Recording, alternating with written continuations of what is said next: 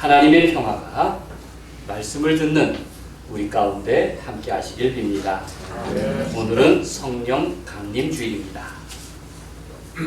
이날은 본래 오순절이란 유대인의 명절입니다. 오순절은 50일이란 뜻인데 6월 무교절, 그러니까 예수님의 최후의 만찬으로부터 50일째 되는 날, 그 명절을 오순절이라고 불렀습니다. 오순절은 모세가 시내산에서 율법을 받은 날을 기념하기도 합니다. 바로 그 명절 오순절에 성령이 강림하셨습니다. 모세에게 율법을 주셨다면 이제 새로운 시대가 열린 것입니다. 율법이라는 문자가 아니라 하나님의 영이라고 하는 사랑을 선물로 주셨습니다. 오늘 우리가 성령 강림 주일을 맞는 일은 내가 경험한 하나님과의 만남, 또 회심의 기억을 돌아보고 다시 성령의 은혜를 사모하는 기회입니다. 누구나 존 웨슬리처럼 하나님의 구원에 대해 확신을 얻기 위해 신앙적 씨름을 해야 합니다. 자신의 오순절을 위해서, 나의 오순절을 위해서 하나님의 은혜를 구해야 하는 것입니다. 특별히 6월 둘째 주일은 우리 감리교회의 환경선교 주일입니다. 많은 한국 교회들은 6월절을 맞아서 6월달을 맞아서 환경선교주일로 지킵니다. 우리 녹색교회로서 색동교회는 피조물의 탄식에 귀 기울이는 교회로 부름을 받았습니다. 자연의 탄식은 물론 사람의 탄식 등 하나님이 사랑하시는 세상을 향해 귀를 열고 마음을 열고 진지하게 공감하고 소통해야 할 것입니다.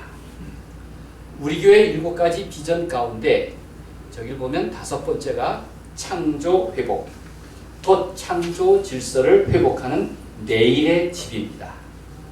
창조 질서 회복은 나와 우리 세상의 연약함과 부족함을 인정하고 또 하나님을 깊이 의식하며 세상의 무질서와 아픔을 고쳐 나가는 일입니다. 당장 커다란 실천, 위대한 성취를 할 수는 없지만 조금씩 눈을 뜨고 구체화하는 작은 실천의 기회를 내가 먼저 만들어야 할 것입니다. 그런 색동교회와 우리 모두가 되기를 간절히 소망합니다. 성령 강림이 있던 날은 본래 오순절 명절이어서 예루살렘에 많은 사람들이 모여들었습니다. 명절은 사람들을 들뜨게 하지 않습니까? 그날 예루살렘에 함께 머물던 예수님의 120명의 제자들도 오순절을 함께 지키며 즐거워하며 무엇보다도 예수님이 하신 약속을 기다렸습니다. 그들은 십자가 아래에서는 실패한 사람들이지만 예수님의 부활로 비로소 평화와 용기를 얻은 사람들입니다. 그러나 지금은 예수님이 안 계신 상황입니다. 여전히 두려움, 연약함, 혼란스러움이 그들의 마음에 남아있을 것입니다. 그리고 마침내 성령의 강림을 경험합니다. 어떤 변화가 있었을까요?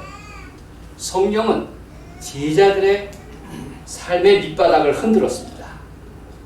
두려움의 밑바닥, 연약함의 밑바닥, 혼란스러움의 밑바닥을 흔드는 하나님의 사건이었습니다.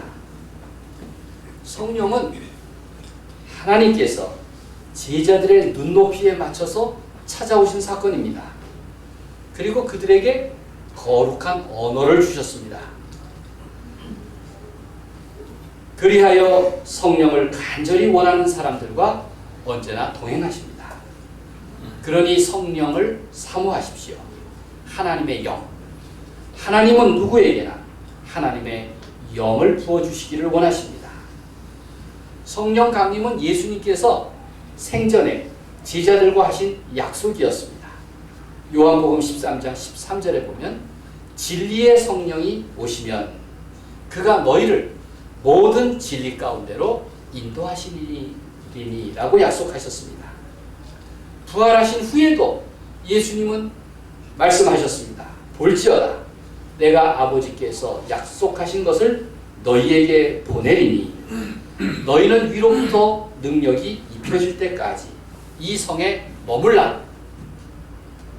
그래서 120명의 제자들은 예루살렘 성에 머물렀던 것입니다. 오순절에 강림한 성령을 보십시오. 제자들에게 마치 불꽃 같은 모양으로 임했다고 했습니다. 3절에 보면 마치 불의 혀처럼 갈라지는 것들이었습니다.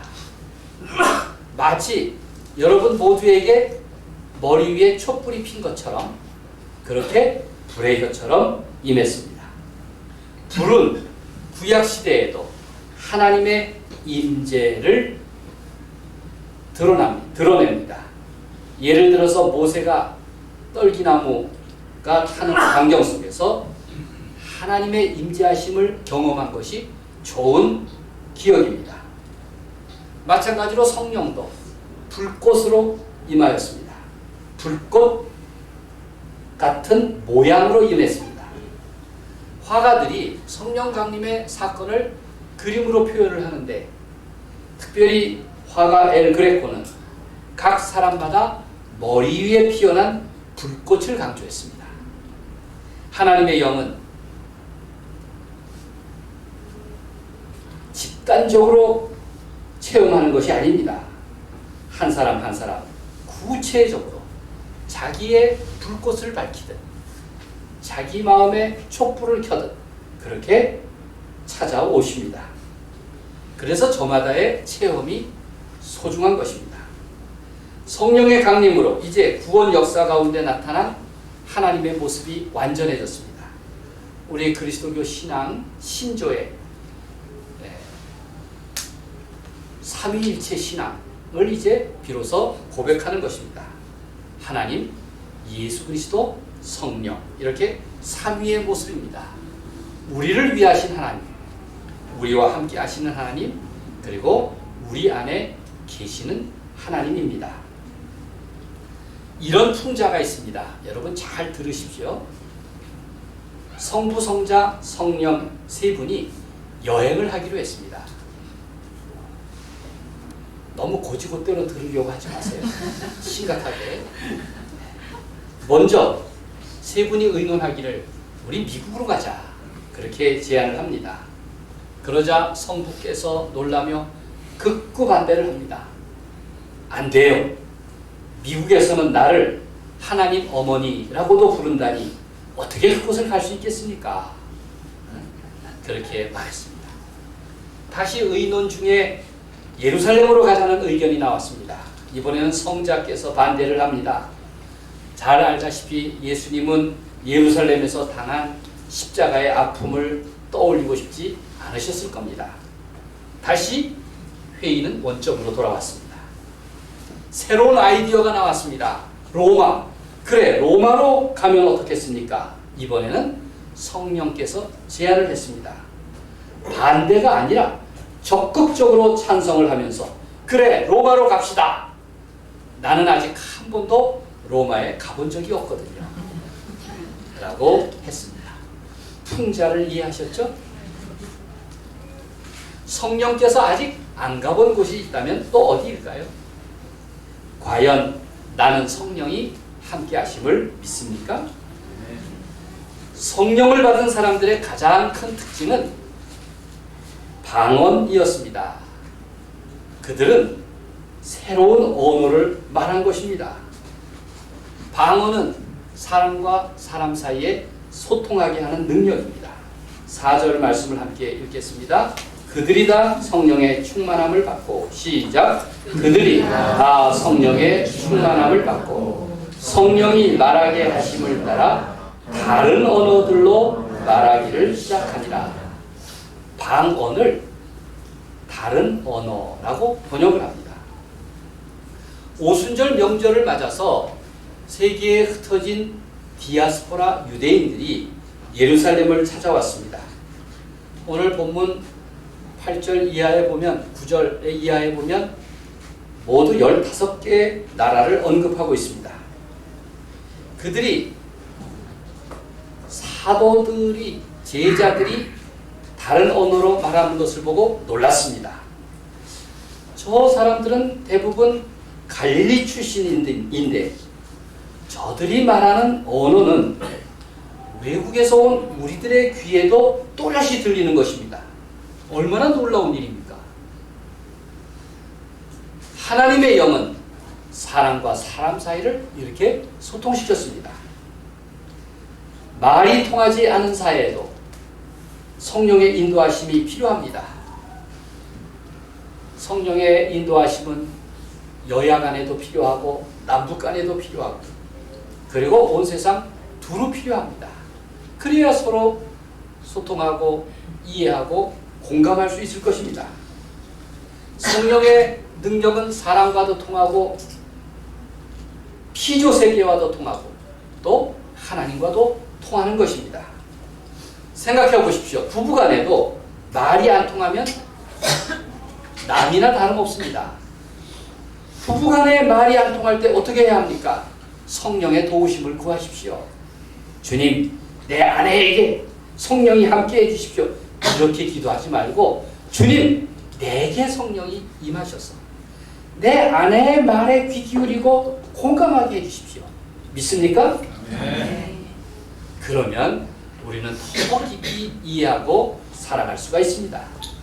말이 통하고 진심이 통하고 사랑이 통하면 못할 일이 무엇이 있겠습니까?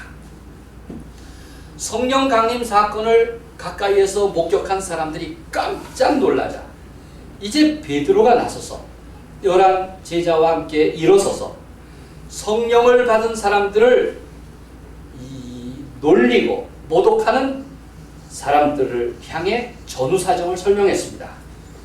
사람들이 술 취한 것 아니냐 이렇게 말할 때 지금이 아침 9시인데 술 취했겠느냐고 반문하면서 성령 강림에 대해서 설교하는 것입니다. 본래 학식이 없던 베드로지만 성령의 감동으로 담대히 증언하였습니다. 성령의 도우심으로 베드로와 군중 가운데 그 여러 나라에서 온 다양한 군중 가운데 소통이 가능하게 되었습니다. 베드로는 사람들 앞에서 담대하게 성령 강림과 이로 인한 변화들에 대해서 모든 이치를 설명했습니다. 그래서 오늘 본문인 사도행전 2장 14절부터는 베드로의 첫 번째 설교라고 부릅니다. 베드로의 설교는 부활 이후 복음의 핵심을 담은 최초의 설교이자 가장 복음적인 설교의 모범입니다. 베드로는 성령 강림을 경험한 후 그 모든 혼란스러운 상황을 잘 정리하였습니다. 베드로는 무엇보다도 구약의 선지자 요엘의 예언을 인용하면서 성령 강림의 의미를 말하고 있습니다. 그게 17절 말씀입니다. 함께 읽겠습니다. 하나님이 말씀하시기를 시작. 하나님이 말씀하시기를 말세에 내가 내 영을 모든 육체에 부어주리니 너희의 자녀들은 예언할 것이요 너희의 젊은이들은 환상을 보고 너희의 늙은이들은 꿈을 꾸리라. 이 자리에 여기에 해당되는 분들이 있습니까? 자녀들, 어린아이들이죠. 젊은이들, 그리고 늙은이들. 여기에는 늙은이도 한 사람이 없습니다. 우리는 다 사회의 중심이 될 만한 그러한 연령대의 분들이고 대접을 받는 사람들입니다. 그런데 요엘의 예언에 따르면 참 놀랍습니다. 그동안 하나님의 영은 아브람, 모세, 엘리야와 같은 특별한 사람에게 머물렀습니다. 그런데 선지자 요엘은 하나님의 영이 모든 육체에게 부어지리라고 했습니다. 그러면서 예를 들기를 모든 사람 가운데 가장 평범한 어린이, 젊은이, 늙은이들이 하나님의 영을 경험할 수 있게 된다는 것입니다. 사람들은 누구나 하나님의 거룩한 영을 지닐 수 있게 되었다는 것입니다. 생각해 보십시오. 요엘이 말한 너희의 자녀, 너희의 젊은이, 너희의 늙은이는 누구입니까? 당시 성전에서, 사회에서, 일터에서 가장 소외된 사람들입니다. 그들은 그 사회의 중심에서 제외된 사람들입니다.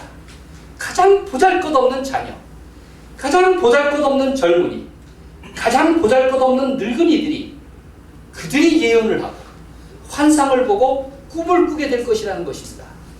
하물며 그들도 그런데 이 사회의 골간이 되는, 중심이 되는 우리들은 그 성령의 강림이, 하나님의 영이 함께할 것이라는 것을 의심하지 않습니다.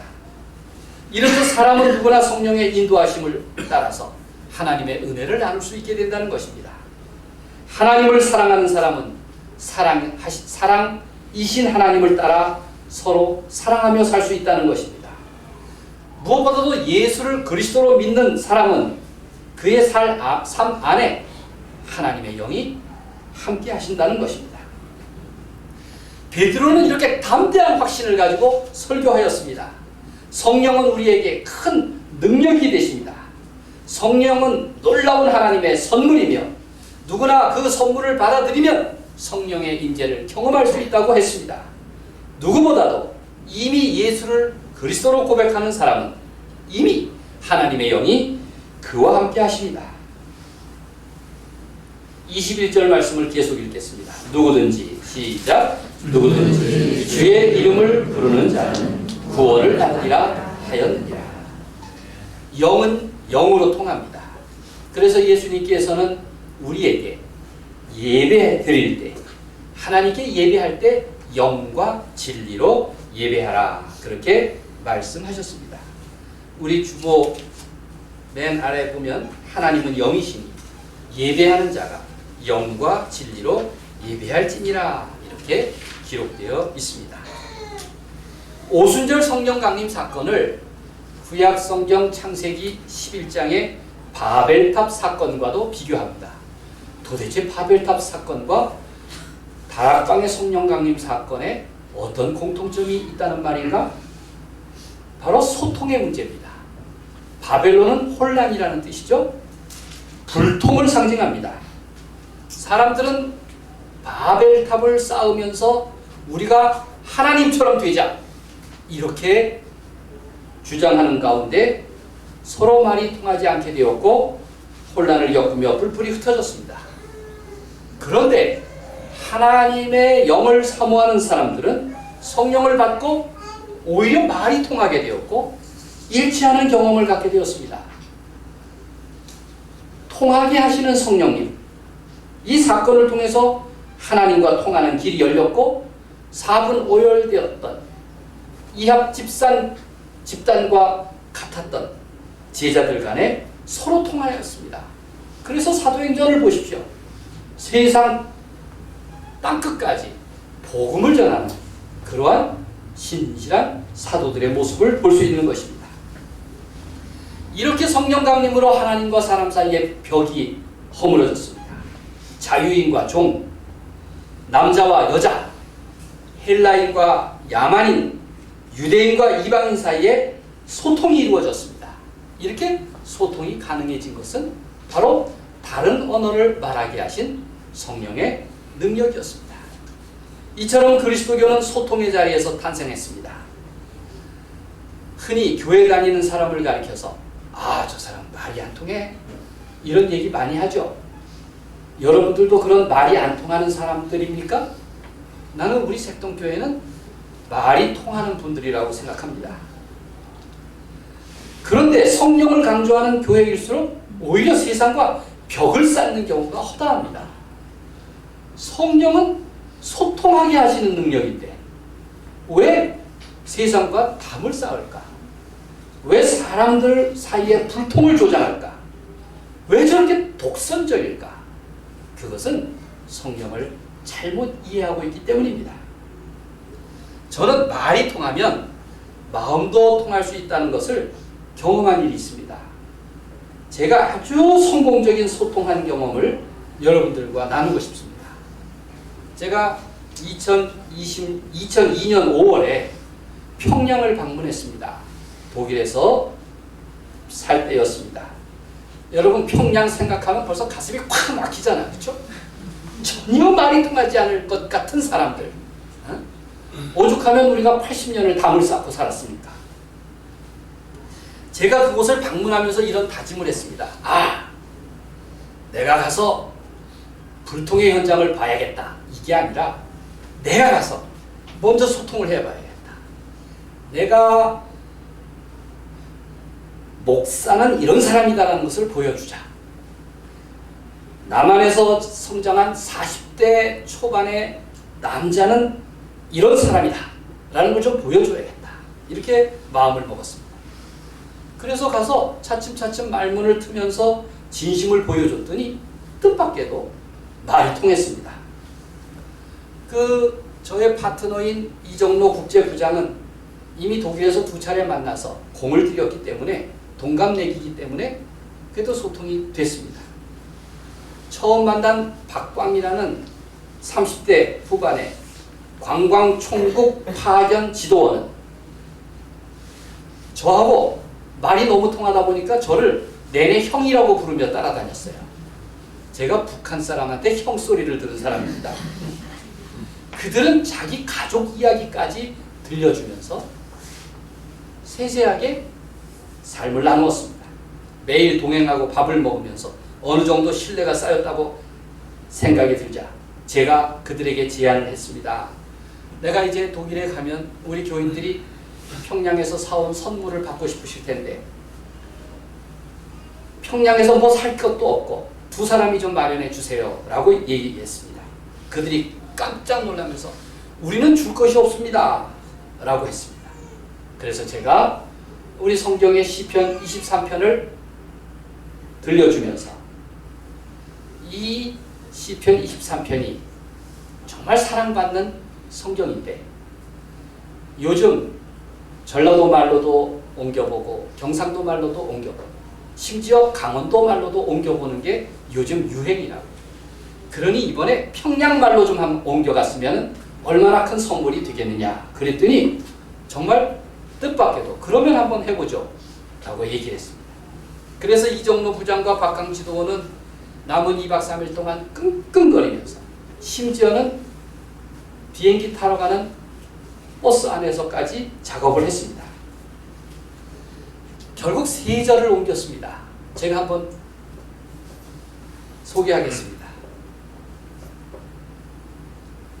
여호와래 내 양머리꾼이 신라무니 내래 세상 부럼없다이 아바일에 나 풀밭에 눕히면서 도랑창가에서 편히 쉬라고 보장해 주시더라고. 길에서 내꺼 영혼 힘내라 길면서 남 눈피 보지 말고 똑바로 살라는 기야. 길더니 내보고 여기까지입니다. 2박 3일 내내 머리를 맞대면서 번역했습니다. 제가 이것을 한국에서 돌아와서 인천에 있는 계산중앙교회 아주 큰 교회에 마침 설교를 하게 돼서 이 얘기를 전했더니 여기까지입니다 하니까 크게 박수를 쳤습니다. 이야, 소통이라고 하는 것이 이게 내 힘이 아니라 성령이 도우시면 얼마든지 가능하겠구나 하는 마음이 들었습니다. 그렇습니다. 하나님이 함께 하시면 어떠한 벽도 허물어뜨릴 수 있음을 믿습니다. 불통은 하나님이 원하시는 모습이 아닙니다. 성령은 남을 이해하고 감동을 주는 소통의 역사를 이루어 가십니다. 우리는 어떤 환경에도 찬양할 수 있고 미워하는 사람을 위해서도 중보기도 할 수 있는 그리스도인들이 아닙니까? 사도 바울은 말합니다. 너희는 성령을 따라 행하라. 갈라디아서 5장 16절 말씀입니다. 너희는 성령을 따라 행하라 라고 말하면서 성령의 열매를 맺는 삶을 살도록 요청하고 있습니다. 성령의 열매가 무엇입니까? 함께 다 같이 암송해 보겠습니다. 성령의 열매는 시작. 성령의 열매는 사랑과 기쁨과 화평과 인내와 친절과 선함과 신실과 온유와 절제입니다. 오죽하면 저렇게 못을 받고 못으로 성령의 열매 9가지를 새겨두기도 했습니다. 하나님은 내게도 성령으로 함께 하십니다. 성령은 하나님과 소통하는 나를 변화시켜 주십니다.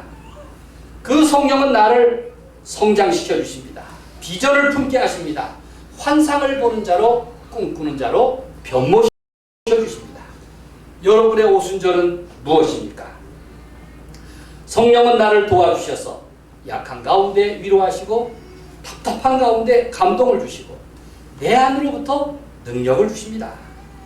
그리하여 하나님의 원하시는 사랑이 넘치고 신실한 사람으로 살아가게 하시는 것입니다. 하나님의 피조물로서 하나님의 은총 가운데 살게 하시는 것입니다. 바로 불가능의 가능성을 신뢰하게 하십니다. 성령은 초대교회에 놀라운 능력을 주셨습니다. 약속된 성령이 강림한 이후 모든 것이 달라졌습니다. 성령께서 사도행전에서 역사하신 것처럼 우리 색동교회와 우리 자신에게도 함께 하셔서 내 삶의 연약함, 두려움, 혼란스러움을 밑바닥에서부터 흔들어 깨워주시기를 바랍니다. 그리하여 성령의 동행하심으로 늘 세상을 이기는 능력을 얻기를 우리 주님의 이름으로 간절히 축원드립니다. 하나님의 영이 내 안에 충만하셔서 하나님의 능력으로 생기 있고 거룩한 삶을 살게 되기를 우리 주님의 이름으로 간절히 축원드립니다. 기도하겠습니다.